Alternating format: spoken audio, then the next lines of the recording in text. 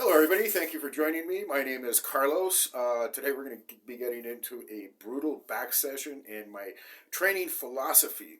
But before we do that, please hit that subscribe button. Also, post, share, like, all that good stuff. Helps with the algorithm if you comment also. So, back training. For back, I am of the mind and of the philosophy that you should do heavy weights. But as you can't really do these heavy weights permanently and all the time. I like to mix up the routine with some machines, cables. I throw in maybe one or two very heavy free weight exercises, but most of it is just a lot of volume and hitting it from different angles. So today, as usual, we start out with machines, doing the one arm. I'm really getting into the one arm side of things because it just gets a better contraction. I feel like it just works the muscle better when you do it like one side at a time. It takes more time, but it all depends on your resources. Some people have more time than others. I guess if you're very limited for time, you have to structure workouts around that limitation. But if you have plenty of time and you have the patience and the focus, I think it's best to do things the right way, to do them to the utmost of, to the perfection that you can do it in, right? So for me, that means one arm at a time. So I'll hit these machines where you can, you row just one at a time between 10 and 12. Sometimes the warm-ups go between 15 and 20, and I like to do around 4 sets. So 4 sets on the horizontal, 4 sets on the pull down, and 4 sets on the straight arm pull over. Now this pull over, I usually do it as the very first move to prime the back muscles for all the other ones. Today I left it in as a second movement. And besides getting an incredible back pump, I got a burn on my triceps. I mean, just holding the thing in place here, I don't know what it does, but it does engage the triceps a little bit. But it's a great transition move from doing these one-arm machines. So after doing all those sets, if you divide them up, left, right, it was 20 sets. From there, we went and did the Tbar. Now, for the Tbar, I really was ambitious today. I wanted to do 4 sets of 5 plates and just really get into it. So I didn't warm up with those. I just put on 5 plates and I bombed it. I mean, it was like terrible form. I've been going on about you don't really need full range of motion, but you do need like some range of motion. And this T-bar was a complete failure today, and it felt so freaking heavy. I felt like my ribs were gonna crack. I mean, I've done these with 6 plates. On the when I'm bulking, I've gone up to 7 plates for like 3 or 4 reps, so it's not foreign to me like to lift a lot of weight on the T-bar. But today, 5 plates just kicked my ass. It was kind of frustrating because that T-bar is one of the best exercises. It's given me like a lot of back development, especially up like the middle of the back, like up and down the spine and towards the center and the traps. It's really helped a lot. So it was kind of frustrating. Couldn't do anything after that, like with the T-bar. I wasn't going to lower the weight. I didn't feel that would be productive, and I couldn't do more sets with those 5 plates. I would have done, less reps. So I just left it at that, just 1 set. Okay, maybe next time we'll get, better results. From there, I went to the one-arm dumbbell row with 110-pound dumbbells. Now, there I really got into it. 8 sets, 4 on each side. And it felt great. I mean, it's one of these exercises also that you can just really focus, build that mind-muscle connection. And, what can I say? The only bad thing about it, or it's a difficult exercise in the sense it's very fatiguing. Like for me personally, it uses a lot of oxygen. It gets me gassed, but, I usually only do 2 of these. I did 4 and felt really happy for that afterwards. I said, man, I got through it. Jeez, I mean, it's like a feeling of accomplishment with 110-pound dumbbells. I wish I had heavier dumbbells at the gym.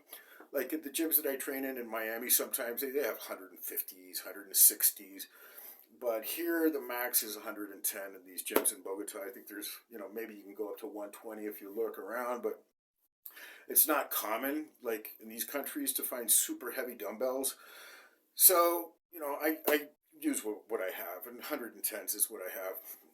So that went off really great, and then from there went and did the barbell row. Now the barbell row, I was using these CrossFit plates, and they look massive, they look heavy, but they're like lighter than helium. The shit is like it's styrofoam. I don't know what that is.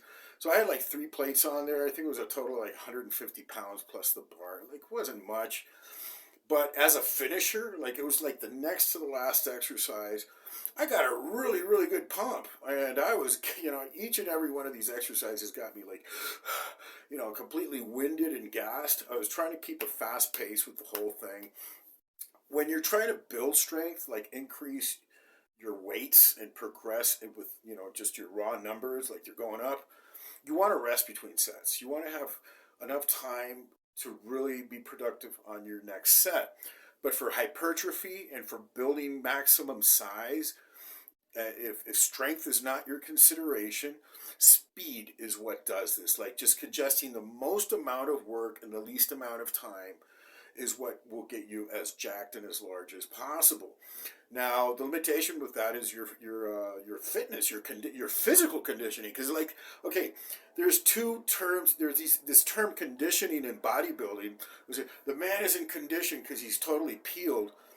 He might be at his worst physical condition, like he couldn't run up a hill, for the life of him. He'd pass out. He's totally gaunt and thin, like no body fat, and yet they say he's in peak condition. When you're in peak physical condition, you can run up a 400-meter hill and have enough energy to get on a bicycle and sprint some. That is physical condition. You won't find that when you're in peak bodybuilding condition. So there's like the same word, 2 different applications, right? So the big limitation with doing fast training is your physical conditioning. And for that, I've been using sprints on the bicycle as warm-up. Now these sprints, man, let me tell you, first of all, it's subjective. You have to do them to the utmost of your capacity. I don't really go off a number there.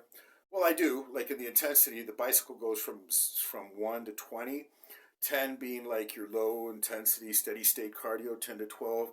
So I put it up to 15, which is kind of, it has resistance, and then I go as fast as I can, which is probably about 130 revolutions per minute. And let me tell you, 10, 12, 15 seconds, you just want to stop. And I have to sustain it for at least 30 seconds. I've been doing 3 of those sprints as warm-ups for the last few sessions, and that has been helping me get into better physical condition to actually train fast, to train quick, to bring down the rest periods between sets. So it's all about cardio also. If you don't have this cardio conditioning, if you're overweight and you don't have that oxygen uptake, you're limited with that. You won't be able to train as hard and as fast as you would otherwise. So I strongly advise getting in shape and in condition, not just lean, but actually increasing your physical capacity to do work in a short period of time. So, that's been helping a lot with increasing the velocity of these workouts. And as you increase the velocity of the workout, you cram in more amount of work in the same period of time, and that stresses the muscle, to a greater degree than if you would, 5 sets in an hour, you do 5 sets in 10 minutes. What do you think is going to be harder, right? So, anyways, and as for the last exercise, I did the hyperextensions. Now, these hyperextensions can be done in 2 ways. One is glute and hamstring emphasis, and the other is lower back emphasis. To emphasize the lower back, you keep it more at the upright angle. You go up here. If you want to do the glute and the you go from down here. This is your glute and hamstring range. This is your erector lower back range, like up here. So I've been keeping it up there, and the burn on the erectors. I've been pretty strong on the deadlift and back rows and all of this stuff, but it hasn't been giving me the spinal erector development that I would like. It just hasn't. It's built up my upper back, my traps and everything, but not the lower back. So I really want to focus on that. And this reverse hyperextension or the hyperextension has been helping a lot. I'm going to have to put a little bit more intensity on it, perhaps a goblet or plate or something. So I'll be upping the intensity on that. And then the very, very, very, very last exercise of all was the glute kick, like the leg kicks for the glute. Why? Because I want to work the glute and the lower back. It's like it all ties in. As I lower the body fat, this area here where men mostly accumulate body fat is in their lower back above the kidney, in this area here. As that wanes and is leading out and being depleted, you don't want your ass to shrink and be flat. You want that to be, gain some volume and some size, and that gives more of a V taper and creates a better impression or illusion for the lower lat. So that's the reasoning behind that. So very high volume, not crazy reps, maximum 20 on some machines, mostly between 10 and 12, short rest periods, and 1 or 2 free weight exercises with a lot of weight, like trying to go for the heaviest weight you can. So that's kind of like the formula that I've been using to build up my back. And I'll leave you with a little, physique update with that and the training video at the end. So that'll be all for today. And I hope you guys get some value from this and learn something. I always learn something trying to present these videos and, try to get better all the time. Always looking ahead. I have a firm belief that my best years are ahead of me. I think I'm going to be pretty damn strong when I'm 65 if God lets me live that long. I think that I'll be as strong as I ever, could be when I'm beyond 63. Like from 63 to the early 70s, I'll be hopefully doing strongman type stuff. I want to be that fit. I want to be that strong. Whereas other people might be, eating cheesecake, getting overweight, diabetes, and just fucking off and drinking and just letting their body slowly go. You're old, you're retiring. You never retire from your body, man. You want to be healthy when you're 80.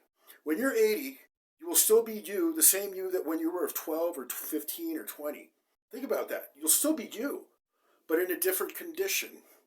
Maybe in a wheelchair, maybe on dialysis, or maybe you might be jumping up and down, wanting to box and kickbox and run up hills. Depends on the choices that you make today. If you take this seriously, if you take your life seriously, you will engage each and every day to try to be better. If you think this is just like a hobby, like, people do it for vanity, you're lifting weights because you got ego. Yeah, I definitely don't want to be hooked up on dialysis, and I don't want to be in a wheelchair, and I don't want to be useless when I'm 70. I want to be vital. I want to be dynamic. I want to be happy. I want to be strong. Hopefully I want to be jacked. That's what I want to be when I get older. This is not just for youth. Men can become strong at any age, okay? Don't be fed lies. Of course people deteriorate because they never take care of themselves. And especially as they get older, get lazier. You don't want to squat when you're 60. Just kind of bend over. Ow, my knees. Why? Because you don't exercise them properly. It takes diligence, man. You got to stay on this shit daily, but it's not the only thing you do in life. It's only a short time during the day that you're able to do these things. The rest, you do, you get on with the rest of your life. Does that sound unreasonable? Of course not. So everybody out there, take care. I love you all. Wishing the best for everybody. And until next time, God bless everybody.